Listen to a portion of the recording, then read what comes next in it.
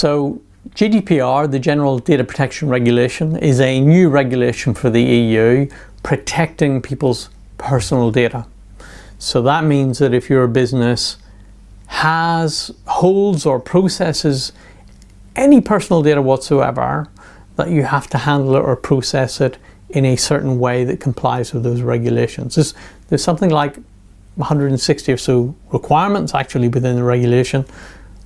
Those 160 or so requirements do not comply to any one organization. Different people implement it in different ways, so it's not as horrifying or as bad as it sounds. So one half of it is making sure that you are handling that personal data in an appropriate way. The other half of it is making sure that that data is cyber secure, that it can't be stolen, can't be lost, or can't end up in the wrong hands. And unfortunately, whether we like it or not, GDPR really is a requirement of the modern world.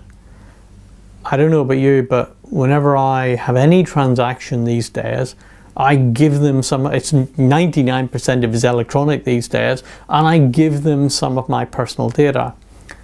I'd like that business to look after my data properly, but sadly, many businesses do not. Therefore, government, at the behest of citizens, they haven't made this up, at the behest of citizens have stepped in and said, okay, if business isn't willing to regulate itself and look after data, then they're stepping in to produce this regulation that forces organizations to look after data properly.